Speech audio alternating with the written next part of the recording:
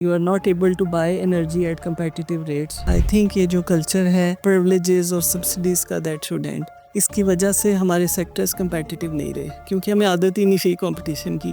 Cement sector पे cartelisation के ऊपर मल्टीपल टाइम्स में एक्शंस भी लिए हैं. तो ये कहाँ से आ रही है, ये स्ट्रक्चर कहाँ से एमिनेट हो रहा है? डिस्क्रिमिनेशन को रोकने के लिए हमारे पास कोई फ्रेमवर्क नहीं है. ये भी बड़े लंबे अरसे से बहुत सारे इश्यूज हैं कि इट्स इनएफिशिएंट. जितनी ज़्यादा लायबिलिटीज़ बढ़ती जा रही हैं, it is becoming less attractive for any investor. अस्सलाम वालेकुम everybody, welcome to another episode of Liberty Talk. मेरा नाम है सैयद अली. पहले तो मैं आपका शुक्रगुजार हूँ कि आपने पिछली एपिसोड उड़ान पाकिस्तान के ऊपर जो अली सलमान के साथ मैंने रिकॉर्ड की थी उसको बहुत अच्छा फीडबैक आया, बहुत अच्छे व्यूज़ भी मिले और कमेंट्स भी बड़े ज़बरदस्त आए. आज का हम शो जो है वो जो है करेंगे मिस शाइस्ता गिलानी के साथ. मिस शाइस्ता गिलानी ने अपना करियर जो है वो securities and exchange commission of Pakistan से शुरू किया. उसके बाद कंपटीशन कमीशन ऑफ पाकिस्तान में इन्होंने मेजरली जो है अपना नाम बनाया और इस वक्त जो है वो मल्टीलैटरल एजेंसीज़ के लिए, प्राइवेट सेक्टर के लिए, गवर्नमेंट के लिए ये एक कंसल्टेंट के तौर पे, एक एक्सपर्ट के तौर पे जो है काम करती हैं विद प्राइम इंस्टीट्यूट. ये प्राइम इंस्टीट्यूट की एक रिसर्च फेलो भी हैं and we were very proud to have her on board with us. Welcome to the show miss Shaista. Thank you so much and it's an honor and privilege to be part of this network. Very happy to talk to you. अब आपका एक बड़ा different सा perspective I am sure है. आप हमेशा जो है एक तरीके से प्राइवेट सेक्टर की फैसिलिटेशन की तरफ में आपने गवर्नमेंट में भी काम किया और इस टाइम पे आपकी काफ़ी सारी ऐसी आपका पर्सपेक्टिव है जो थोड़ा सा डिफरेंट है from any regular government officer. आप शायद चीज़ें डिफरेंटली देखती हैं और मैं इसको आज थोड़ा सा एक्सप्लोर करना चाहूँगा. I want to talk about a lot of things. आपने एक स्टेंट गुजारी है as chairperson of competition commission of Pakistan.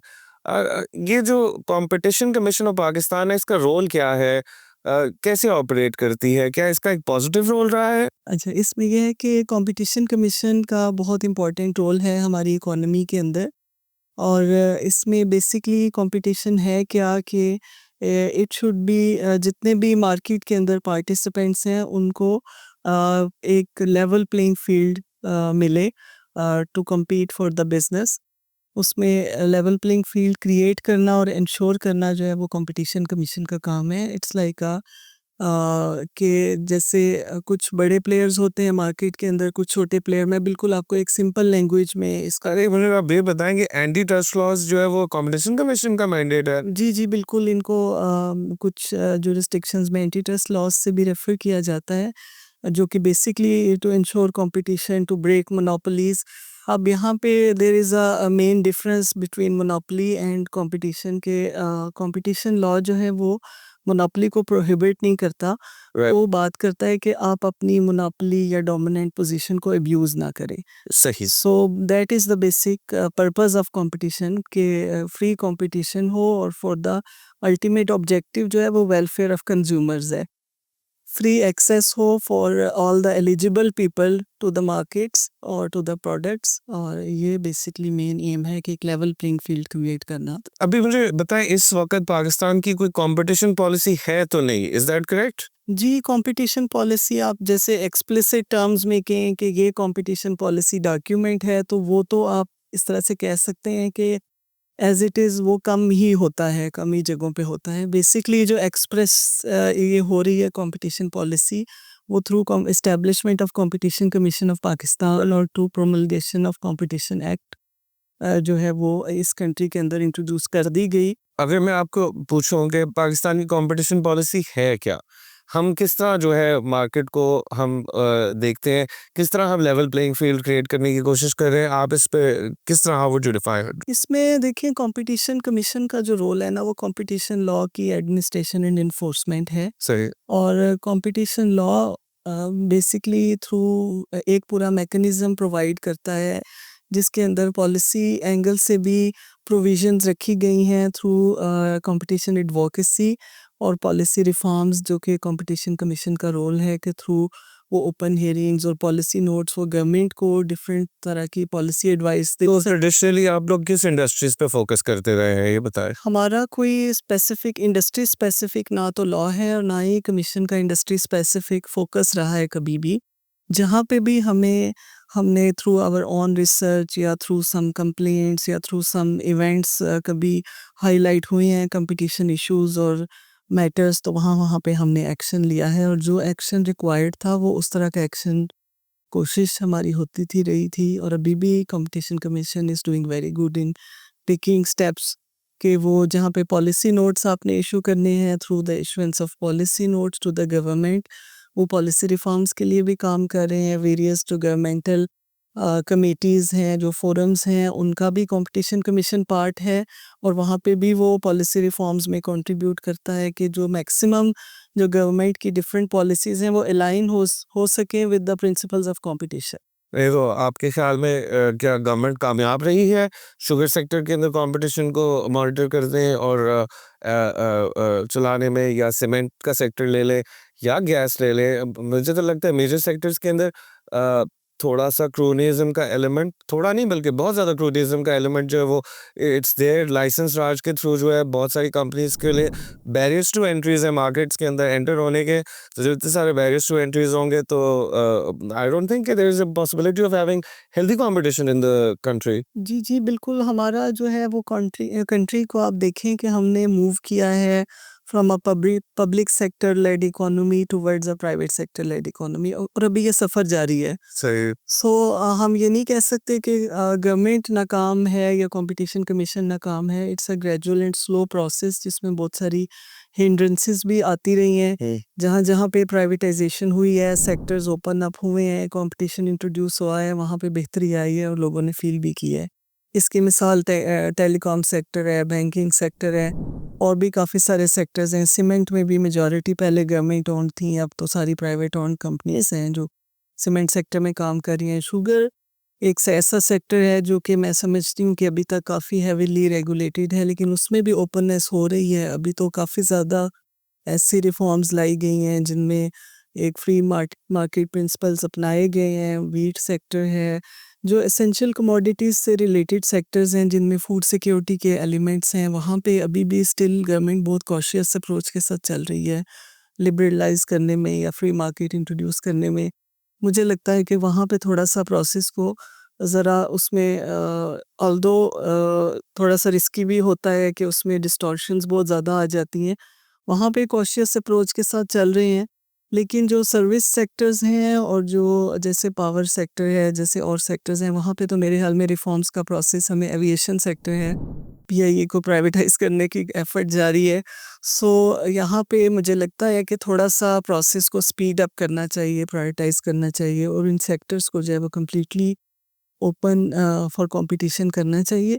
क्योंकि एक बहुत इम्पॉर्टेंट फैक्टर है कि जो जैसे एनर्जी सेक्टर है, तो जितने हमारा प्राइवेट सेक्टर है, वेदर इट्स सीमेंट, स्टील है, और जितनी इंडस्ट्रीज़ है वो बड़ी हेविली डिपेंडेंट होती हैं एनर्जी पे। तो energy cost is a major component in their cost of production. अब जब एनर्जी कॉस्ट में हमारी एनर्जी प्रोक्योरमेंट competitive नहीं है, क्योंकि दैट इज़ सेंट्रलाइज्ड, उसमें गवर्नमेंट प्राइसेस फिक्स कर रही है, तो वहाँ पे जब वो competitive नहीं है तो उसका impact down the line indirectly सारे कंपटीशन इन द मार्केट पे आता है। उसमें हमारी competitiveness इफ़ेक्ट होती है अदर सेक्टर्स की भी, जैसे टेक्सटाइल सेक्टर है, ज़ाहिर है उन्होंने मिल्स चलानी है तो एनर्जी तो फिक्स कॉस्ट पे गवर्नमेंट से लेनी है ना, गवर्नमेंट ओन्ड एंटिटी से या पब्लिक सेक्टर से, जहाँ पे फुल प्राइवेटाइजेशन या कंपटीशन नहीं है। तो आपने एनर्जी प्रोक्योर वहाँ से करनी है। You are not able to buy energy at competitive rates, negotiate नहीं कर सकते। मेरा तो ख्याल है कि एज़ फार एज़ जहाँ-जहाँ पे एक्सपोर्ट्स की बात होती है और मैन्युफैक्चरिंग की बात होती है, Pakistan is not competitive at all. As a whole Pakistan का जो मैन्युफैक्चरिंग सेक्टर है वो अनकम्पिटिटिव है, क्योंकि इधर बिजली बहुत ज़्यादा महंगी। महंगी है। और would it not be fair to say कि जब हम टेक्सटाइल को प्रिविलेज्ड इलेक्ट्रिसिटी देते हैं, प्रिविलेज्ड रेट्स पे देते हैं, या उनको गैस देते हैं जिससे वो कैप्टिव के ऊपर पावर प्रोडक्शन कर सकते हैं, तो वो बाकी सारे जो प्लेयर्स हैं मैन्युफैक्चरिंग सेक्टर के, उनके लिए अनफेयर है। जी, मैं तो ये मेरा जो it's my own view, may be कुछ लोग एग्री करते हैं, कुछ नहीं करते, लेकिन आई थिंक ये जो कल्चर है प्रिविलेजेस और सब्सिडीज़ का, दैट शुड एंड। Right. क्योंकि देयर इज़ नो वे कि आप इक्विटेबल डिस्ट्रीब्यूशन ऑफ रिसोर्सेज कर सकें on your own with such privileges और जो आपकी सब्सिडीज़ हैं इनकी वजह से definitely they negatively impact competition in the market और इनडायरेक्टली आपकी कंपेटिटिवनेस को इफ़ेक्ट करते हैं और इनके लॉन्ग टर्म इम्पैक्ट्स जो हैं वो ज़्यादा बुरे होते हैं। आप शॉर्ट टर्म आप कह लें कि विजिबिलिटी उसकी तो शायद बेहतर लगे लेकिन लॉन्ग टर्म में डेफिनेटली वो पूरा मार्केट का बैलेंस जो है उसको इफ़ेक्ट करते हैं और ख़राब करते हैं। सो और ये तो पूरी दुनिया में जो प्रिंसिपल्स हैं ये स्टडी हुए हुए हैं, प्रैक्टिस हुए हुए हैं। कहीं पे जो सब्सिडीज़ होती हैं that should be time bound और तो उनको जो है वो रिज़ल्ट्स के साथ आप जो है वो पेग करेंगे। उसका अगर आपने कोई सब्सिडी देनी है उसकी एक ड्यूरेशन हो और उसका एक टेंजिबल आउटपुट हो और उनको टारगेट्स दिए जाएँ कि हम आपको सब्सिडी इस कंडीशन पे देंगे कि आप ये टारगेट अचीव करें और उसके बाद वो सब्सिडी ख़त्म कर दी जाए। यहाँ पे क्या होता है कि यहाँ पे from generations minimum price fix होनी शुरू हो गई, सब्सिडाइज़्ड चीज़ें सब्सिडी शुरू हुई तो वो उसका कोई एंड नहीं है, बहुत सालों से वो चलती जा रही हैं, चलती जा रही हैं। इसकी वजह से हमारे सेक्टर्स कम्पेटिटिव नहीं रहे क्योंकि हमें आदत ही नहीं थी कॉम्पिटिशन की। अच्छा, आपने जो है कुछ मेजर सेक्टर्स के साथ काम किया है, maybe you have some perspective on it, लेकिन मुझे बताइएगा कि फॉर एग्जांपल सीमेंट सेक्टर के साथ आपका रिसेंटली मैंने देखा है काम, ये जो इंडस्ट्री है इसके क्या मेजर पेन पॉइंट्स हैं, ये पॉलिसी के साथ किस तरह स्ट्रगल और इंटरेक्ट कर रही है? एक्चुअली जहाँ तक मैं समझती हूँ कि सीमेंट तो एक ऐसा सेक्टर है जो कि ज़्यादा प्राइवेटाइज हो चुका है और गवर्नमेंट पॉलिसी उसके ऊपर उस तरह से टैक्सेशन मतलब एक एलिमेंट है एनर्जी कॉस्ट जैसे मैंने पहले कहा कि जो प्लांट्स हैं उनके डिफरेंट एनर्जी सोर्सेज हैं कुछ कोल पे चल रहे हैं कुछ गैस पे चल रहे हैं हाँ। तो वहाँ के जो उनकी प्राइसिंग है उसके एंगल से गवर्नमेंट पॉलिसी या गवर्नमेंट इंटरवेंशन है अदरवाइज तो ये सेक्टर जो है ये फ्री है मैंने तो खैर और यू disputes भी इसमें correct me if I am wrong, लेकिन मेरी अंडरस्टैंडिंग के मुताबिक डिफरेंट रीजन्स के अंदर डिफरेंट सीमेंट कंपनीज की ओलिगोपोलीज टाइप एग्जिस्ट करती हैं, डिस्ट्रीब्यूशन के अंदर मेजरली शेयर्स हैं। इस तरह की आर्गुमेंट की जा सकती है कि रीजनल मोनोपोलीज है। जी डेफिनेटली वो रीजनल मोनोपोलीज हैं डेफिनेटली हैं और इस पे कंपटीशन कमीशन ने सीमेंट सेक्टर पे कार्टलाइजेशन के ऊपर मल्टीपल टाइम्स में एक्शंस भी लिए हैं फाइन्स भी इम्पोज किए तो ये कहाँ से आ रही है, ये स्ट्रक्चर कहाँ से एमिनेट हो रहा है, ये क्या कोई गवर्नमेंट रूल्स हैं जो प्रमोट करते हैं मोनोपोलीज की इंडस्ट्री? मुझे नहीं लगता कि गवर्नमेंट रूल्स हैं इसमें इसमें तो बेसिकली एक डिमांड एंड सप्लाई का मैकेनिज्म है ठीक। और दूसरा ये कि आप अगर पूरी दुनिया में सीमेंट इंडस्ट्री का अगर आप उनको कंपेयर करें आप उनको रिव्यू करें तो आपको नज़र आएगा कि हर जगह पे ये इश्यूज हैं क्योंकि इसमें कुछ मेजर जो इंडस्ट्री स्ट्रक्चर है उसका इशू है कि इंडस्ट्री स्ट्रक्चर इस तरह होती है कि इसमें एक जो इस्टेब्लिशमेंट कॉस्ट है वो काफ़ी बड़ी होती है से और उसके बाद once you install a capacity तो उसके बाद आपकी जो ऑपरेशनल कैपेसिटी यूटिलाइजेशन होती है वो डिपेंड करती है मार्केट डिमांड के ऊपर कि उस इकोनॉमी के अंदर गवर्नमेंट की policy with respect to expenditure on development hmm, पे सीमेंट सेक्टर डिपेंड कर सकता है प्राइवेट सेक्टर कितना स्पेंड कर रहा है डेवलपमेंट प्रोजेक्ट्स हाउसिंग प्रोजेक्ट्स क्या टेंडेंसी है मार्केट के अंदर उसके ऊपर तो फंडामेंटल्स के ऊपर तो सीमेंट डेफिनेटली डिमांड जो होती है वो इफ़ेक्ट करती है और जितनी डिमांड होती है वहाँ पे उसी उसी रेशो से वो कैपेसिटी यूटिलाइजेशन करते हैं तो नॉर्मली ये देखा गया है कि दे कोलैबोरेट या फॉर्म अ कार्टेल या कोऑर्डिनेशन मैकेनिज्म ओलिगोपोली स्ट्रक्चर है क्योंकि हार्डली अभी पाकिस्तान में 20 समथिंग हैं cement companies all over Pakistan और it's a huge investment establishing a new company entry cost बहुत ज़्यादा है और एग्जिट कॉस्ट भी बहुत ज़्यादा एक्सपोर्ट्स पे भी रिस्ट्रिक्शंस आ जाते करती हैं क्या?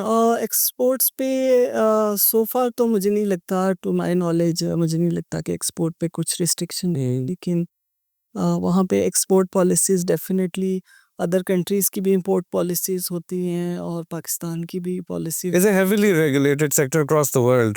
It is regulated, not heavily regulated if you compare it with essential commodities Okay. जिसमें wheat आ जाती है जिसमें शुगर आ जाती है जिसमें और essential आपका पावर जनरेशन है दे आर हेविली रेगुलेटेड। आपका बैंकिंग है, आपका जो फाइनेंशियल सर्विसेज सेक्टर है, that is heavily regulated, but not this sector. तो मैन्युफैक्चरिंग सेक्टर है, लेकिन डेफिनेटली जो डिमांड सप्लाई फैक्टर्स होते हैं, गवर्नमेंट की policies with respect to development expenditure, ये सारी चीज़ें, और एक जो एक्सपोर्ट में भी हमें देखना होता है कि कहाँ पे डिमांड है और कहाँ पे हम एक्सपोर्ट कर सकते हैं ना, फिज़िकली या प्रैक्टिकली कहाँ पे एक्सपोर्ट पॉसिबल है। अब एक्सपोर्ट के ऊपर जो एक्साइज़ ड्यूटीज़ और टैक्सेशन का इश्यू है, वो भी होता है, वो भी इन इंडस्ट्रीज़ को let's talk about taxation. So generally आपका पर्सपेक्टिव क्या है इंडस्ट्रियल टैक्सेशन के हवाले से? What do you think are some of the mistakes जो हम करते हैं और क्या इम्प्रूवमेंट की कसर है, गुंजाइश है? मेन जो स्ट्रक्चर मैंने जो देखा है, आई ऑल्दो मेरा बड़ा कम एक्सपोज़र रहा है टैक्सेशन पे, हम लोग टैक्सेशन की जो पॉलिसीज़ हैं, टैरिफ की जो पॉलिसीज़ हैं, उनको कंपटीशन के एंगल से तो मल्टीपल टाइम्स हम देखते रहे हैं डिफरेंट इंडस्ट्रीज़ में, और कुछ इश्यूज़ हमारे सामने भी लाए जाते थे, जहाँ पे कोई टैक्सेशन स्ट्रक्चर से कोई एंट्री बैरियर बन रहे हैं, या टैक्सेशन स्ट्रक्चर की वजह से किसी इंडस्ट्री को कुछ एडवांटेज है over the one player over the other players. इस तरह के इश्यूज़ तो हमने काफ़ी सारे देखे हैं। फंडामेंटली मुझे लगता है कि जो हमारा बेसिक टैक्स कलेक्शन मैकेनिज़्म है, वो उसमें जो कवरेज है वो बहुत कम है। मतलब हमारा जो बेसिक मॉडल है कि हम एट सोर्स कलेक्शन पे ज़्यादा फोकस करते हैं। हम जो है वो रिटेल के ऊपर, हमारा रिटेल साइट के ऊपर हम ऑलमोस्ट नहीं करते। बहुत सारी इंडस्ट्रीज़ में एट सोर्स कलेक्शन हो जाती है। उसकी वजह से एक जो कंपटीशन इशू होता है, जो आप देखते हैं कि बाहर आप जब जाते हैं तो एक एक होता है इंटर ब्रांड कंपटीशन और एक होता है इंट्रा ब्रांड कंपटीशन। अब जब आप एट सोर्स टैक्स कलेक्शन कर लेते हैं और एक मिनिमम प्राइस आप इंडिकेटिव भी हो तो आप वो कर देते हैं, तो ऑटोमेटिकली एक प्राइस फिक्स हो जाती है। सही। तो जो डिफरेंट रिटेलर्स होते हैं और डिस्ट्रीब्यूटर होते हैं ऑफ द सेम गुड, उनका आपस में कंपटीशन ख़त्म हो जाता है, जो जिसको आप इंट्रा ब्रांड कंपटीशन कहते हैं। एक फॉर एग्जांपल आप एक बिस्किट ले रहे हैं, टैक्स उसका ऑलरेडी कलेक्टेड है, एक मिनिमम प्राइस हमारी प्रिंट हुई हुई है, तो हर रिटेलर उसी प्राइस पे बेचेगा। तो रिटेलर का जो इंसेंटिव होता है to compete with other retailer, वो ख़त्म हो जाता है। ऐसे तो ये इस टैक्सेशन स्ट्रक्चर की वजह से प्राइमरीली ये इशू है हमारा।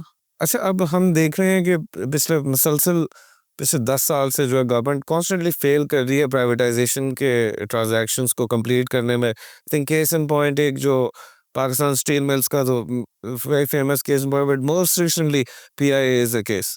सो अब पीआईए का अजीब सा रोल है, आई फील के एयरलाइंस इंडस्ट्री के अंदर we have several private sector industries, airlines जो ऑपरेट कर रही हैं। अब ये जो है फिर वो बिल्कुल एक इनएफिशिएंट मॉडल के साथ उस पूरी इंडस्ट्री के अंदर आई थिंक डिस्टॉर्शन मेजरली कर रहा है। आप किस तरह देखते हैं पीआईए को, रोल को, और किस तरह आप इसकी प्राइवेटाइजेशन को देखना चाहेंगे? प्राइवेटाइजेशन जो है वो एसओईज़ की that should be a priority of the government. ये तो एक प्रिंसिपल है जो कि होना चाहिए कि आपने सेक्टर में एसओईज़ के रोल को कम करना है, क्योंकि एसओईज़ जो होती हैं वो इन टर्म्स ऑफ एफिशिएंसी आप अपने ऑब्जेक्टिव्स अचीव नहीं कर सकते, दे आर नॉट एफिशिएंट, सही। और वो कॉन्स्टेंटली एक बर्डन बनती जाती हैं स्टेट के ऊपर। जहाँ पे यूटिलिटीज़ का एलिमेंट है, जहाँ पे आपने ऐसी चीज़ें हैं जहाँ पे पब्लिक को फैसिलिटेट करना है एट लो कॉस्ट, वहाँ पे तो एक सेंस बनती है सब्सिडाइज़ करने की और एक यूटिलिटी क्रिएट करने की। लेकिन एविएशन में तो आहिस्ता-आहिस्ता पूरी दुनिया से ये जो स्टेट ओन्ड एयरलाइंस हैं, इनका कॉन्सेप्ट ख़त्म होता जा रहा है। तो पीआईए भी बड़े लंबे अरसे से बहुत सारे इश्यूज़ हैं जिनके बारे में हम पढ़ते भी रहते हैं, डिस्कशंस भी होती रहती हैं कि इट्स इनएफिशिएंट। अब एक इनएफिशिएंट है और उसमें जो है डेट क्रिएट होता जा रहा है विद एवरी पासिंग डे। तो अब जितना ज़्यादा डेट क्रिएट होता जा रहा है, जितनी ज़्यादा लायबिलिटीज़ बढ़ती जा रही हैं, it is becoming less attractive for any investor.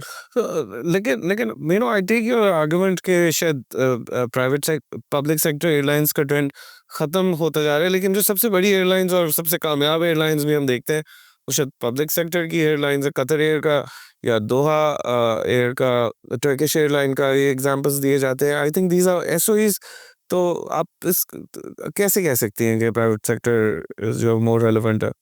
यहाँ पे तो देखिए कि फंडामेंटली जो रेवेन्यू स्ट्रीम्स जिस तरह आप टर्किश एयरलाइन की और काफ़ी सारी आप जो कह लें कि स्टेट लेड एयरलाइंस हैं, उनमें आप देखें कि जो उनको उनका जो स्ट्रक्चर है या उनका जो ऑपरेशनल मॉडल है वो बहुत ज़्यादा कम्पेटिटिव और प्रॉपर तरीके से फंक्शनल होता है। जिसमें अब मुझे क्योंकि मैंने इसमें कोई डिटेल्ड स्टडी नहीं की हुई, सो आई कैन नॉट कमेंट कि क्या डिफरेंस है उसमें, लेकिन यहाँ पे जो हमें नज़र आता है कि यहाँ पे हमें in terms of procurements, in terms of human resource, हमें in terms of operations and management हमें काफ़ी सारी इनएफिशिएंसीज तो ब्लेटेंटली नज़र आती हैं ना। तो ऑब्वियसली जो स्टेट है उसका काम नहीं है एंटरप्राइजेस को चलाना। देखो, अभी आपने कहा कि यहाँ जहाँ पे यूटिलिटीज आती हैं जहाँ पे उधर स्टेट का रोल आता है, और डिस्कोस हमारे जो है वो सारे स्टेट ओन कंपनीज जिनके काफ़ी हमारे जैसे थिंक टैंक्स काफ़ी इसी से कह रहे हैं कि इसको प्राइवेटाइज कर दे, उसको प्राइवेटाइज कर दे। उसको ना प्राइवेटाइज करने का नतीजा ये निकला है कि अब हमारा मैन्युफैक्चरिंग सेक्टर जो है अनकम्पिटिटिव रह गया है। तो इवन यूटिलिटीज के अंदर भी I don't know if it applies. नहीं, मैं मेरा मेरा कहने का मकसद ये था कि गवर्नमेंट इंटरवेंशन की आप कह लें कि थोड़ा बहुत जस्टिफाई यूटिलिटीज़ के सेक्टर में किया जा सकता है। लेकिन that should only be for a limited time period and with some conditions कि अनलिमिटेड टाइम के लिए उनको होल्ड करना, अनलिमिटेड टाइम के लिए सब्सिडीज़ या प्रिविलेजेस देते जाना, दैट इज़ नॉट जस्टिफाइड। अच्छा मैम, मुझे इससे रिलेटेड बताएं, Karachi electric is example of successful privatisation जो एनर्जी सेक्टर के अंदर हुई है। कराची इलेक्ट्रिक एक अकेली कंपनी है, इट्स अ मोनोपोली। ये क्या किया गवर्नमेंट ने कि उन्होंने प्राइवेटाइजेशन करके एक मोनोपोली क्रिएट कर दी? इस सेक्टर में क्या कंपटीशन क्रिएट करने की गुंजाइश नहीं है? नहीं, मैं तो बिलीव करती हूँ कि गवर्नमेंट मोनोपोली से प्राइवेट मोनोपोली की तरफ हमें नहीं जाना चाहिए। ठीक है। हमें अनबंडलिंग भी करनी चाहिए, हमें उसको पहले अनबंडल करना चाहिए, उसको पहले उसमें पॉलिसी रिफॉर्म्स लेके आनी चाहिए, सो दैट प्राइवेटाइजेशन मतलब आप ये ना हो कि एक गवर्नमेंट मोनोपोली से एक प्राइवेट मोनोपोली क्रिएट हो जाए। और private monopoly although competition commission exist करता है प्राइवेट मोनोपोलीज़ को रेगुलेट करने के लिए, और उसमें हमारा एक एक्टिव रोल होता है कंपटीशन एजेंसी का कि वो देखें कि प्राइवेट मोनोपोलीज या डोमिनेंट प्लेयर्स जो हैं वो क्या अब्यूज़ तो नहीं कर रहे। कहीं पे स्ट्रेटेजिकली पॉसिबल नहीं होता कि आप more than one company allow करें, लेकिन जैसे कि इलेक्ट्रिक है यहाँ पे तो और भी बहुत सारी ऐसी कंपनीज हैं जहाँ पे अनबंडलिंग की गुंजाइश होती है। और फिर जो उसके वर्टिकली इंटीग्रेटेड कंपनीज़ हैं, उसमें आप उसको अनबंडल कर सकते हैं, उसमें डिफरेंट उसको जो है वो पीसेस में उसको करके तो आप उसको प्राइवेटाइज़ कर सकते हैं, कोई इस तरह की पॉलिसी बना सकते हैं।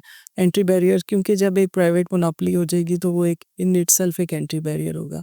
जब तक कोई उस स्केल का या उस लेवल का कॉम्पिटिटर नहीं आएगा, उसके लिए मार्केट में सर्वाइव करना मुश्किल होगा। कराची इलेक्ट्रिक है वर्टिकली इंटीग्रेटेड कंपनी है। जी, जी। इट्स वेरी ऑड कि गवर्नमेंट ने जिस तरीके से इसको प्राइवेटाइज करने की कोशिश की। मुझे फील होता है कि बहुत सारी एसओईज को खरीदना जो चाह रहे होते हैं प्राइवेट इन्वेस्टर्स, वो शायद इसी वजह से खरीदना चाह रहे होते हैं क्योंकि उस एसओई के पास कुछ अनफेयर कंपेटिटिव एडवांटेज पहले का होता है, या उसको किसी तरीके से लेजिस्लेटिव प्रोटेक्शन मिली होती है ऑपरेशंस करने में। एक जो फिनोमेनॉन है पाकिस्तान में वो ये है कि प्राइवेट क्रेडिट की अवेलेबिलिटी जो है वो काफ़ी लिमिटेड है प्राइवेट सेक्टर को। Government is the main borrower, पैसे निकाल जाता है मार्केट में से, क्रेडिट निकाल जाता है। कहते हैं कि 70 to 80% जो क्रेडिट क्राउड आउट कर लेती गवर्नमेंट। अब जो और साथ साथ हमारे जो है मुल्क में adoption of e commerce, digital payment infrastructure, ये सारी बातें हो रही हैं, काम हो रहे हैं। स्टेट बैंक बड़ा ज़ोर से इस काम को परस्यू भी कर रहा है।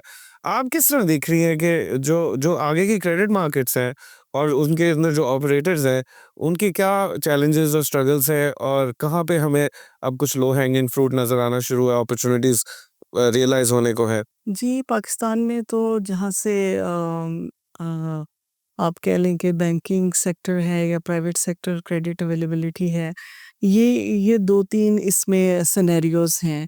जो कि ऑपरेटिव हैं। एक तो कॉर्पोरेट सेक्टर को क्रेडिट्स की अवेलेबिलिटी है, एक एसएमई सेक्टर है, एक माइक्रो एमएसएमईज़ जिनको हम ऑल टुगेदर कहते हैं।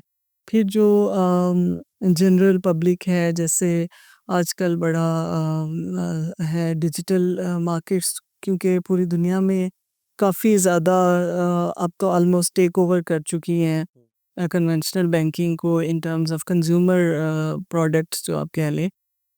यहाँ पे पाकिस्तान में थोड़ी-सी एडॉप्टेशन जो है वो स्लो है, क्योंकि यहाँ पे अभी भी आप कह लें कि बैंकिंग तो अगर हम विज़ा-विज़ पॉपुलेशन देखें तो हार्डली लेस देन 30% जो है वो हमारी पॉपुलेशन जो है उनके पास बैंक अकाउंट्स हैं। सो राइट। ये लेकिन अब इजी पैसा, जैक ये है, कवरेज दे रहे हैं कवरेज दे रहे कवरेज दे रहे हैं। बहुत सारी ऐसी कंपनीज़ आ गई हैं जो ईएमआईज़ हैं, जो आप कह लें कि डिजिटल पेमेंट्स इनेबलर्स हैं। वो स्टेट बैंक भी उसको काफ़ी एग्रेसिवली उसको मार्केट कर रहा है, और ई-कॉमर्स जैसे कोविड के बाद एकदम से उसमें ग्रोथ आई। अब आप देखें कि ये जो हमारी ट्रांसपोर्टेशन है, जैसे काफ़ी कंपनीज़ इस सेक्टर में भी आईं। ये जो प्लेटफ़ॉर्म्स आए, क्रिएट किए गए, अब लेंडिंग प्लेटफ़ॉर्म्स भी काफ़ी ज़्यादा बनते जा रहे हैं, जिसमें आप नैनो लेंडिंग के भी आ गए, किस्तों पे जो पेमेंट्स होती हैं वो भी आ गई, जो इंस्टॉलमेंट प्लान्स होते हैं डिफरेंट तरह के, इंश्योरेंस हमारी में इंश्योरेंस प्रोडक्ट्स आ गए हैं। आ तो गए हैं, लेकिन अगर आप स्टेट बैंक की रिपोर्ट्स पढ़ें पीछे दिनों में, तो उनके मुताबिक एस्टिमेटेड जो share of cash on delivery है, फॉर एग्जांपल ई कॉमर्स के अंदर, वो 50 से 70% जो है कैश ऑन डिलीवरी के ऊपर लोग जो है वो पेमेंट्स कर रहे हैं। जी, तो how do you explain that कि लोग ई कॉमर्स भी कर रहे हैं, और वो फिर भी जो है, and they have the phone numbers जिनसे वो रजिस्टर भी अपने अकाउंट्स करते हैं, लेकिन वो उन फ़ोन नंबर से पेमेंट्स नहीं अपनी प्रोसेस करते। अभी स्टेट बैंक का सिस्टम जो आया था रास्त के नाम से, वो भी ज़ीरो फ़ी के ऊपर जो है वो ट्रांसफ़र्स अलाउ करते हैं, तो फिर दिक्कत इस बात की आ रही है। दिक्कत इस बात की आ रही है कि जो एडाप्टेशन है उसमें अवेयरनेस का भी बहुत बड़ा एलिमेंट है। फिर ये कि अभी हम लोग नए-नए जैसे ई-कॉमर्स में शिफ्ट हो रहे हैं, तो उसमें थोड़ी-सी इन टर्म्स ऑफ सिक्योरिटी और जो प्रोडक्ट की है, कि आप चेक करना चाहते हैं पे करने से पहले। तो रिटर्न हो जाती हैं चीज़ें, फिर उसमें क्या है? ये तो अब इतना सा हो गया पे अगेन जो है ना वो हमारे रेगुलेटर्स का रोल बड़ा इम्पोर्टेंट है। हमने देखिए ई-कॉमर्स हमने पॉलिसी इशू कर दी, हमने ई-कॉमर्स इनेबल कर दिया, हमने पेमेंट सिस्टम इंट्रोड्यूस कर दिए। लेकिन यहाँ पे कंज्यूमर प्रोटेक्शन के लिए हमने क्या किया है? प्लेटफ़ॉर्म्स पे 2 चीज़ें जो हैं बहुत इम्पोर्टेंट हैं, जो कि मैं हाइलाइट करना चाहूँगी, और मेरे ख़्याल में इस पे हमें डिस्कशंस जो हैं वो ज़्यादा से ज़्यादा जनरेट करनी चाहिए। एक तो मुझे ये है कि जो डिजिटल प्लेटफ़ॉर्म्स हैं उनमें कंप्लेंट हैंडलिंग और मैकेनिज़्म क्या है? जैसे कंज्यूमर कंप्लेंट्स का। आप एक प्लेटफ़ॉर्म क्रिएट करते हैं और उसमें 2 चीज़ें होती हैं। एक तो आप कंज्यूमर के साथ इंटरैक्ट कर रहे हैं, मतलब आप कंज्यूमर उस प्लेटफ़ॉर्म पे आके बाय कर रहे हैं। जो एक रिटेलर्स हैं जो उस प्लेटफ़ॉर्म पे आके सेल कर रहे हैं। अब retailers they are all kind of retailers. अब जो हमारे पड़ोसी मुल्क है वहाँ पे डिजिटल मार्केट्स में कंपटीशन की पॉलिसी, कंपटीशन की रेगुलेशंस, लॉ के अंदर चेंजेस ऑलरेडी आ चुकी हैं। पाकिस्तान में ना ई-कॉमर्स पॉलिसी के अंदर ज़िक्र है इन चीज़ों का, और ना ही आई थिंक ई-कॉमर्स पॉलिसी में जो कंज्यूमर प्रोटेक्शन वाला जो एलिमेंट है, वो तो इन्होंने प्रोविंसेस की तरफ वो डेलीगेट किया हुआ था, और if I am not wrong, Punjab और खैबर पख्तूनख्वा ने अडॉप्ट भी कर ली हैं अमेंडमेंट्स। नहीं, आप देखें कि अमेंडमेंट्स अडॉप्ट करना एक और चीज़ है, लेकिन इंश्योर करना कि जैसे मैं एससीसीपी को एप्रिशिएट करूँगी यहाँ पे कि जैसे उन्होंने डिजिटल प्लेटफ़ॉर्म्स, ये नैनो लेंडिंग कंपनीज़ आई, यहाँ पे इश्यूज़ आए, तो उन्होंने कॉम्प्रिहेंसिव फ्रेमवर्क लॉन्च किया, जिसमें उन्होंने हर कंपनी को बाउंड किया कि आपने अपने प्लेटफ़ॉर्म पे जो लोग लोन लेने के लिए आएँगे उनको क्या-क्या चीज़ें ऐप ऐप के बारे में बतानी है, और फिर उनका कंप्लेंट हैंडलिंग सिस्टम क्या होगा। एससीसीपी ने बाकायदा से वो डिज़ाइन करवाए, और वो जो इनिशियली जो उनका मैसेज आता है उसमें सारी चीज़ें उर्दू, इंग्लिश लैंग्वेज में डिस्प्लेड होती हैं। सो एक चांस मिलता है कंज़्यूमर को अवेयर होने का। और अब ये चीज़ें जो हैं ये हमारे जो आम तौर पे बाकी प्लेटफ़ॉर्म्स बहुत तेज़ी से ग्रो कर रहे हैं, और मतलब न्यूमरस प्लेटफ़ॉर्म्स हैं इस वक़्त जिन पे हम कंज़्यूमर्स जो हैं वो प्रोडक्ट्स ले रहे होते हैं, सर्विसेज़ ले रहे होते हैं। लेकिन वहाँ पे कॉम्प्रिहेंसिव कंप्लेंट मैनेजमेंट सिस्टम नहीं है। और उसमें दूसरी इम्पॉर्टेंट चीज़ ये है कि हमारी जो कंज्यूमर प्रोटेक्शन एजेंसीज़ हैं वो भी कोई इतनी इफ़ेक्टिव नहीं है कि हम सारा कुछ उनके ऊपर छोड़ दें। ना ही हमारे कंज्यूमर्स जो हैं वो इतने अवेयर हैं और इतने एक्टिव हैं कि मुझे तो डर लगता है कि अगर कंज्यूमर प्रोटेक्शन एजेंसीज एक्टिव हो जाए तो शायद बिल्कुल ही ये मार्केट जो है श्रिंक अप और ड्राई कर जाए। डेफिनेटली आई थिंक ये जो देखें कि जो ई-कॉमर्स प्लेटफ़ॉर्म्स हैं इनका एक तो एस्पेक्ट है कंज्यूमर एस्पेक्ट, जी जिसको कि जो हम सबको नज़र भी आते हैं, हम उससे रिलेट भी कर सकते हैं, हम उसके बारे में बात भी कर सकते हैं किसी हद तक। एक एस्पेक्ट ऐसा है जो कि वेरी लेस टॉक्ड अबाउट है जिसमें हम डेटा को देखते हैं।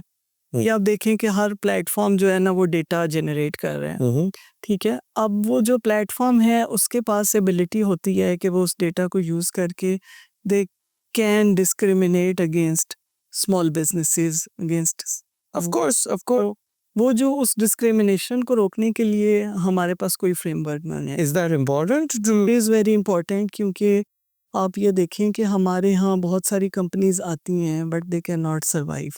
प्लेटफ़ॉर्म्स पे आपको कुछ अर्सा नज़र आएँगी फिर वो गायब हो जाएँगी। अब यहाँ पे क्योंकि इट्स एन इमर्जिंग मार्केट ना, इसमें बहुत ज़्यादा एक्टिविटी हो रही है, लोग आ रहे हैं, एग्ज़िट कर रहे हैं। कोई वहाँ पे कोई इस चीज़ को स्टडी नहीं किया जा रहा कि रीज़न्स क्या हैं कि हमारे जो स्टार्टअप्स हैं वो क्यों नहीं काम कर पा रहे, फेलियर का रेट क्यों ज़्यादा है, इसमें इश्यूज़ क्या-क्या हैं। फिर जो हमारे स्मॉल एंड मीडियम बिज़नेसेस हैं, माइक्रो लेवल पे जो लोग काम कर रहे हैं, ई-कॉमर्स उनको एक बड़ी चीप और बड़ी फ्लेक्सिबल ऑप्शन देता है अपनी प्रोडक्ट सेल करने की, उनको डिस्प्ले करने की। लेकिन व्हाट इफ़ कि अगर उनको उनके साथ डिस्क्रिमिनेशन हो रही है और उनको इस बात का पता भी नहीं है। अच्छा तो मुझे अब हम जिस तरफ जा रहे हैं जो आप मुझे समझ आ रही है जो आप कह रही है वो ये कह रही है कि जो ई मार्केट प्लेसेस हैं जैसे कि दराज हो गया हाँ, जैसे कि सॉरी तीनों है अवेलेबल लेकिन लोकल जो है लोग वो उनको रेगुलेट करने की ज़रूरत है। उनको रेगुलर और आप फिर क्या कोई ई मार्केट प्लेस अथॉरिटी बनाना नहीं, ये सोच हमारे जो एग्जिस्टिंग रेगुलेटर्स हैं उनके पास ही उनके भी रेगुलेटरी फ्रेमवर्क में ऑप्शंस मौजूद हैं। जस्ट ये कि वो ये एक इमर्जिंग मार्केट है और इसके अंदर इस तरह की नीड्स इमर्ज होनी है विद द टाइम। अच्छा चलो मान लेते हैं आप हम लोग रेगुलेशन उसके लिए कुछ तो हम कोई फ्रेमवर्क तो बनाए ना, कोई गाइडलाइंस तो बनाएँ। कोई हम बिज़नेसेस के लिए देखिए जो एग्रीमेंट्स होते हैं, जो ई-कॉमर्स प्लेटफ़ॉर्म्स जो हैं वो किसी टाइप का ज़ाहिर है कि जो वेंडर्स आते हैं उनके साथ किसी टाइप की कोई एग्रीमेंट्स तो करते होंगे ना। उनके डेटा के हवाले से क्या उन एग्रीमेंट्स के अंदर कवरेज है कि जो उनकी वजह से डेटा जनरेट हो रहे हैं, उनके कस्टमर्स हैं, उनको देखें बहुत सारे मेथड्स होते हैं जो पूरी दुनिया में तो देखेंगे हमसे बहुत पहले के चल रहे हैं ना, और वहाँ पे इस तरह के इश्यूज़ रेगुलेट भी हो रहे हैं। इन इश्यूज़ पे वो डिसीजंस भी आ रहे हैं, डिफरेंट अथॉरिटीज़ जो हैं उनको चेक भी कर रही हैं, चेक एंड बैलेंस ज़्यादा क्रिएट हो रहा है कि क्या-क्या डिस्क्रिमिनेशन की पॉसिबिलिटीज़ हैं टुवर्ड्स वेंडर्स। कंज्यूमर प्रोटेक्शन तो एक एलिमेंट है जो कि मोस्टली लोगों को समझ भी आ जाता है, कवरेज भी कर लेते हैं, लेकिन स्मॉल बिज़नेसेस की प्रोटेक्शन जो है वो अच्छा चले ये बात आपकी मान लेते हैं कि डिस्क्रिमिनेशन जो है पॉसिबिलिटीज़ में है। क्या ये ट्रू नहीं है कि सारे बिजनेसेस खास तौर पे ये जो एग्रीगेशन प्लेटफॉर्म्स होते हैं ये डिस्क्रिमिनेशन करते हैं किसी किस्म की तो जाके इनके पास एक अच्छा वेंडर बेस जो है वो डेवलप होता है। फॉर एग्जांपल ऐसे लोग जिनको स्टार्स नहीं अच्छे मिले हुए या कंज्यूमर रिव्यूज अच्छे नहीं मिले हुए उनको फिर नीचे कर देते हैं सर्च इंजन्स के ऊपर या फिर ऐसे बिजनेसेस को ही अपने प्लेटफॉर्म पे आने देते हैं जिनका एक मिनिमम साइज होता है so that they provide reliable retailer experience in their platform. तो ये तो क्वालिफायर्स जो होती हैं वो कंपनीज रखती हैं और अभी डेटा प्रोटेक्शन के हवाले से आई थिंक काफ़ी वर्क हो गया है और गवर्नमेंट जो है वो देर आई लेकिन दुरुस्ती आ गई है और कुछ इनैक्टमेंट्स ले आई है कि डेटा जो है वो कंज्यूमर्स का प्रोटेक्ट हो जाए लेकिन से कि इनकी रेगुलेशन होना शुरू हो जाए। ये मार्केट प्लेसेस अपने आप को ये अपने बायर्स और सेलर्स को रेगुलेट करते हैं और फिर जाके कोई इससे रिजल्ट डेफ़िनेटली बिल्कुल करते हैं, लेकिन आप ये देखें कि अभी हमारे यहाँ जो स्मॉल बिज़नेसेस हैं उनके पास वो लेवल ऑफ़ अवेयरनेस नहीं है कि वो इस चीज़ को आइडेंटिफ़ाई कर सकें। अब यहाँ पे जो एग्रीगेटर है उसके पास फुल अथॉरिटी है, ठीक है? अब वो जो हमारा स्मॉल बिज़नेस है वो उसको कंटेस्ट नहीं कर सकता कि मेरी आपने रेटिंग डाउन क्यों की है।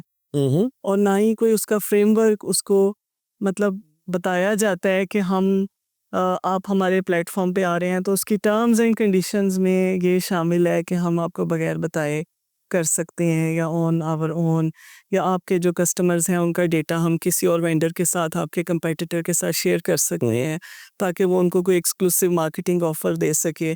सो ये जो सारी टर्म्स एंड कंडीशंस हैं जिन पे वो प्लेटफॉर्म उनको एग्रीगेटर जो है वो एक वेंडर को ऑन बोर्ड कर रहा है, वो सारी टर्म्स एंड कंडीशंस जो हैं उनके लिए कोई इनिशियली हम चले रेगुलेशन नहीं, कोई गाइडलाइन तो इशू कर सकते हैं ना। सही। तो that we should start this process at earliest, ताकि हम जो है वो इन फ्यूचर हम बड़े लॉसेस से ना सफ़र करें, और हमारे जो स्मॉल बिजनेसेस हैं उनको क्योंकि वो खुद से इस काबिल नहीं है कि वो अपने लिए इन एग्रीगेटर्स को कुछ डिक्टेट कर सकें, या इट इज़ रेगुलेटर्स जॉब कि वो एक एनेबलिंग एनवायरनमेंट इंश्योर करे सबके लिए।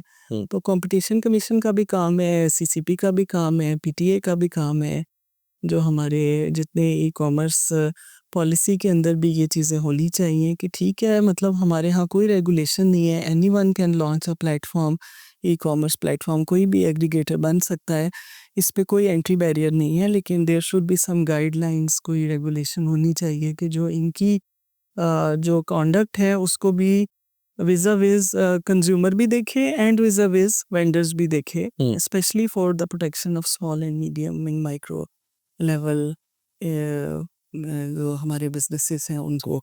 अच्छा, हम एक स्टेप बैक लें, ठीक है, थोड़ा सा ब्रॉडर तरीके से कंपटीशन के फिनोमेनॉन को ऑब्जर्व करें।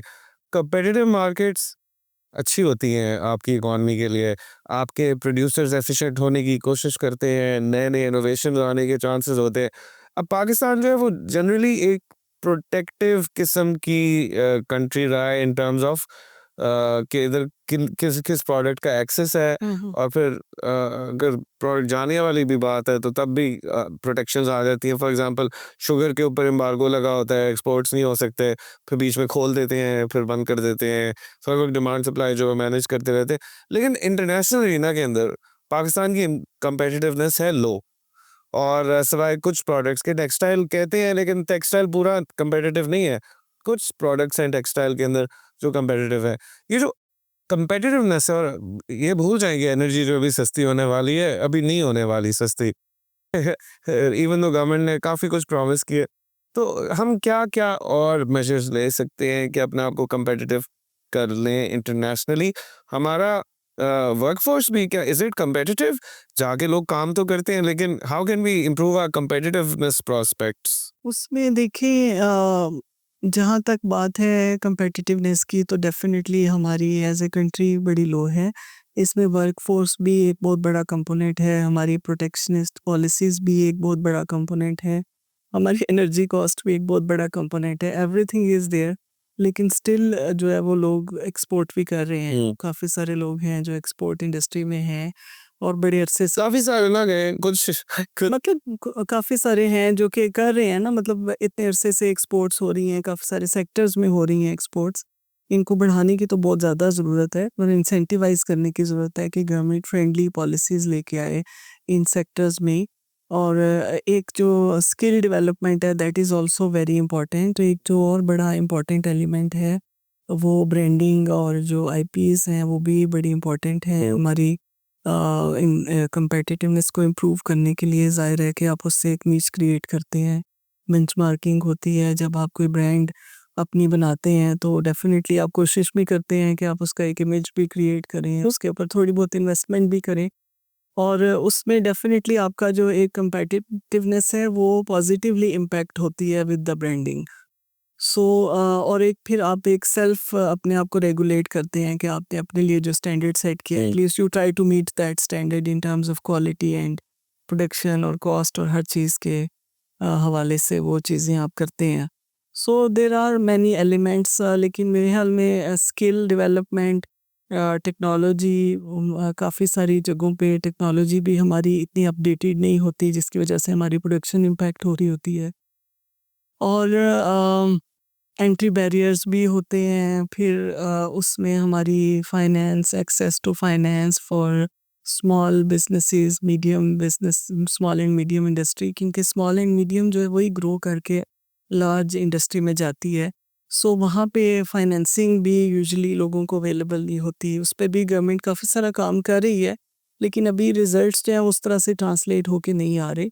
सो आई थिंक इन सारे एरियाज़ पे जो है वो हमें काम करने की ज़रूरत है, जिनकी वजह से हमारी ओवरऑल कम्पेटिटिवनेस इम्प्रूव होगी, और ट्रेनिंग, डेवलपमेंट, रिसर्च, ये सारी चीज़ें। मतलब उस तरह देखा जाए तो सर्टिफिकेशन एजेंसीज वाफिर मकदार में पाकिस्तान में इस्टेब्लिश्ड हैं और बगैर उनके एनओसी या सर्टिफिकेशन या स्टैंडर्ड मेंटेन किए आप काम ही नहीं कर सकते, लेकिन लेकिन फ़र्क कोई नहीं आ रहा।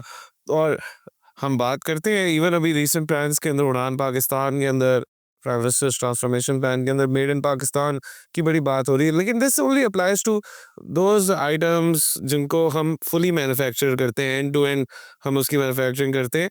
लेकिन एक और आर्गुमेंट होती है कि ग्लोबल वैल्यू चेन का हिस्सा बने, और कोई चीज़ जो मेड इन सिंगापुर हो उसका बीच में कोई इंटरमीडिएट स्टेज में आप भी कोई हिस्सा लेके कुछ पैसे बना लें, तो इट्स आर्ग्यूबल कि brand building is how important is it. मुझे तो लगता है कि गवर्नमेंट जो है वो it comes in the way of many of the developments जो हो सकती हैं इन अप्रोप्रिएट स्टैंडर्ड्स दे के, बीच में प्रोसेसेस लगा के, और फिर जिस तरह एनर्जी कॉस्ट वगैरह बढ़ा के। और ये देखें कि इसमें एक जो इम्पोर्टेंट चीज़ है कि हमने ग्लोबल सप्लाई चेन का हिस्सा बनना है, तो हमें अपने टैरिफ्स को जो है वो रैशनलाइज़ करना पड़ेगा। हाँ, कब से बात हो रही है, होता है नहीं। होता है नहीं। अब ज़ाहिर है कि ग्लोबल सप्लाई चेन का हिस्सा तो हम तभी बन सकते हैं जब हमारे टैरिफ्स हों, रैशनलाइज़ हों, हमारी जो करेंसी है वो स्टेबल रहे, तो तभी हम जो है वो उस सप्लाई चेन का हिस्सा बन सकते हैं और हम कम्पेटिटिव रह सकते तो देखिए गुड्स एक जगह पे, लेकिन चलो गुड्स में हमें सक्सेस ट्रेडिशनली नहीं मिली, लेकिन हम सर्विसेज एक्सपोर्ट करते हैं, हमारे फ्रीलांसर्स इतने ज़्यादा हैं। I think fourth largest contributor of freelancers in the world Pakistan is. लेकिन अब इंटरनेट के ऊपर और वही वही मैं आपको भी जो बात कह रही थी, अब यहाँ पे वही जो वेंडर्स और प्लेटफॉर्म्स की बात है, वो यहाँ पे अगेन इन टर्म्स ऑफ जिस तरह हमारे फ्रीलांसर्स हैं और हमारे डेवलपर्स हैं डिफरेंट, वो प्रोडक्ट्स बनाते हैं, वो अपने प्लेटफॉर्म्स पे उनको लॉन्च करना चाहते हैं, लेकिन हमारी जो डिजिटल कंपटीशन पॉलिसीज़ हैं वो अभी हमारे पास हैं ही नहीं। हम्म, और आप ये देखें कि मैंने जैसे फॉर एग्ज़ाम्पल मैं एक डेवलपर हूँ, मैंने एक प्रोग्राम डेवलप किया है और मैं उसको गूगल प्ले पे या मैं उसको ऐप स्टोर पे लॉन्च करना चाहता हूँ। अब गूगल प्ले और ऐप स्टोर के जैसे प्लेटफ़ॉर्म्स जो हैं वो पाकिस्तान में रेगुलेट नहीं हो रहे और कंट्रीज़ में रेगुलेट हो रहे हैं। ठीक। So if I want to access those, तो मैं उनको एक्सेस करूँगा, लेकिन मुझे उनके अगेंस्ट कोई प्रोटेक्शन अवेलेबल नहीं होगी। वो मेरी ऐप के ऊपर डिस्क्रिमिनेशन करें, मेरी ऐप में 10 ऐड डाल दें, हम्म, ठीक है? मैं उनको एक्सेस दे दूँगा फ्री, ज़ाहिर है मैंने उनकी उनके उनका प्लेटफ़ॉर्म अवेल करना है। So I am a small developer, वाह। ठीक है? अब मैंने बहुत अच्छी कोई ऐप डेवलप कर ली है, ठीक है? वो ऐप जो है वो बहुत अच्छे वे में फैसिलिटेट कर सकती है, पॉपुलर हो सकती है। हाँ, लेकिन आई डोंट थिंक कि प्ले स्टोर का इसके अंदर कोई वो होगा कि इनको इनको डाउन करें, ये बहुत ज़्यादा पोटेंशियल वाले ये होता है, ये इतना फ्रीक्वेंट है क्योंकि इसी वजह से पूरी दुनिया में इस पे रेगुलेशंस बनी हुई हैं और उनको प्रोटेक्ट किया जा रहा है पॉलिसीज़ के थ्रू। क्योंकि अभी पाकिस्तान में तो ज़ाहिर है कि इस तरह के कॉन्सेप्ट्स नहीं हैं। पाकिस्तान में उनको इस चीज़ को अभी तक अभी तक हम कॉन्सेप्चुअलाइज़ ही नहीं कर पा रहे हैं ना, इसकी बात ही नहीं हो रही। लेकिन इवेंचुअली इन फ्यूचर हम जब ये चीज़ें फेस करेंगे, तो फिर हमें पता चलेगा कि ये भी हो रहा था, ये भी हो रहा था, ये भी रीज़न थी, ये भी रीज़न थी। तो naturally these are the issues जो कि प्रैक्टिकली बच्चों को जो इन फील्ड में काम कर रहे हैं, उनको डेली बेसिस पे फेस करने पड़ते हैं। और वो जो है वो कंज्यूमर एक्सपीरियंस जो होता है ऐप के अंदर, वो कंट्रोल होता है आपके प्लेटफ़ॉर्म का। ठीक। So how they give consumer experience while utilizing your app, ये उनके ऊपर डिपेंड करता है। ये डेफिनेटली डिपेंड तो करता है, बट आई इमेजिन कि they wouldn't make any money अगर वो इस तरह डिस्क्रिमिनेशन करना शुरू कर दें। डिस्क्रिमिनेशन से अभी आपने खुद ही थोड़ी देर पहले कहा था कि डिस्क्रिमिनेशन करते हैं तो पैसे बनते हैं। हाँ, लेकिन वो मतलब टू टू टू जो ऑब्जेक्टिव है प्लेटफॉर्म का वो पूरा करते हुए वाले की स्टिमुलेशन, नॉट हम जिसको कहेंगे कि केस लॉ देखिए ना, हाँ इंटरनेशनल केस लॉ, उस पे आपको इतना मिलेगा कि you will be amazed to see कि किस तरह ये चीज़ें हो रही हैं। और हमारे यहाँ जो है वो भी हो रही होंगी, लेकिन हमें अभी ज़ाहिर है कि we are new in this. तो हमारे पास जो है वो हमारे जो रेगुलेटर्स हैं उन्होंने भी इस तरफ तवज्जो नहीं की है, लेकिन करनी पड़ेगी और दुनिया में हो रही है। बिल्कुल इंडिया ने बनाई है ये सारी रेगुलेशन, डिजिटल मार्केट्स की प्लेटफॉर्म्स रेगुलेट कर रहे हैं वो, और अपने जो डेवलपर्स हैं, अपने वेंडर्स हैं, उनको वो प्रोटेक्शन दे रहे हैं। इसी वजह से वो ग्रो कर रहे हैं। हम्म हम्म और ठीक है, मतलब शुरू में तो ज़ाहिर है कि you are at the stage of introduction and development market की, वहाँ पे स्ट्रिक्ट रेगुलेशंस इम्पोज करना वैसे ही फिजिबल नहीं होता, लेकिन यू स्टार्ट विद गाइडलाइंस और फिर उसके बाद उसको after some time you can convert it into regulations, और फिर उस पे इन्फोर्समेंट वगैरह लेटर स्टेजेस पे आएंगी। लेकिन एटलीस्ट इन इश्यूज़ को रियलाइज़ करना, फिर अपनी जो अपने स्मॉल एंड मीडियम हैं और अपने एंटरप्रेन्योर्स हैं उनको इन इश्यूज़ पे सेंसिटाइज करना कि कहीं उनके साथ ये हो तो नहीं रहा। सो अभी तो उनको भी रियलाइजेशन नहीं ना कि ये हमारे साथ ये हो सकती है डिस्क्रिमिनेशन, लेकिन उनको भी सेंसिटाइज करना is, I think it should be part of our government policy. और जो प्राइवेट थिंक टैंक्स हैं, जो फोरम्स हैं, वहाँ पे भी ये चीज़ें डिस्कशन में आनी चाहिए। डेफिनेटली जहाँ पे मेजर शॉर्टफॉल्स या प्रॉब्लम्स नजर आते हैं उधर तो ठीक है, आपकी बात या करेंगे मेजर शॉर्टफॉल। अगर कोई कॉमन रिकरिंग इशू है तो उस केस के अंदर तो फिर गवर्नमेंट का बनता है या इवन इवन जो जो मार्केट प्लेस है उसका बनता है कि वो इन्वॉल्व हो और उस चीज़ को रिजॉल्व कराए। लेकिन अब देखें ये फ्रीलांसर्स और जो सॉफ्टवेयर बिजनेसेस हैं इनका काम कितना ज़्यादा ख़राब कर दिया गवर्नमेंट ने। एक सिक्योरिटी इशू के बेसिस के ऊपर इंटरनेट जो है वो फर्दर डिमिनिश हो गया। वैसे ही हम 3.5G पे जा रहे हैं, 4G पे जा रहे हैं, 5G अडॉप्ट नहीं कर पा रहे, और फिर इसके ऊपर अब इंटरनेट आउटेजेस बढ़ गई हैं, स्पीड स्लो हो गई हैं। तो ये तो कितने से चल सकता है इस तरह की। ये कम्पिटिटिवनेस के हवाले से फंडामेंटल प्रॉब्लम है। एनर्जी का भी जो फंडामेंटल प्रॉब्लम है वो भी एनर्जी सिक्योरिटी से जुड़ा हुआ है। एग्रीकल्चरल कंट्री, हम फूड एक्सपोर्ट कर सकते हैं, लेकिन हमने फूड सिक्योरिटी के साथ उसको भी जो है फंसा के रखा हुआ है। Don't you agree? जी, definitely I do agree with this. और मेरे ख़्याल में तो जैसे मैंने पहले भी कहा कि अगर कहीं इंटरवेंशन की आपको ज़रूरत भी है तो that intervention should be time bound for shorter period of time, और उसको रिज़ल्ट के साथ आप पैक करेंगे और उसके बाद उसको ख़त्म करें ना। आप ये ना करें कि आप इंटरवेंशन कर रहे हैं, पॉलिसी इंटरवेंशन, मार्केट इंटरवेंशन आप कर रहे हैं, और आप करते ही जा रहे हैं, करते ही जा रहे हैं, और सबको पता है कि ये तो होना ही है। ग्रोअर को पता है कि जिस सपोर्ट प्राइस इतनी फिक्स होनी है, ग्रोअर को पता है कि इतनी इतनी गंदम जो है गवर्नमेंट ने हमारे से इस रेट पे खरीदनी है। सो ये जो सिलसिला है ये it's unpopular for the government, लेकिन एटलीस्ट ये जो है इसको स्टॉप होना चाहिए, क्योंकि इसी की वजह से जो है वो हमारी मार्केट्स अनकम्पिटिटिव हो गई हैं।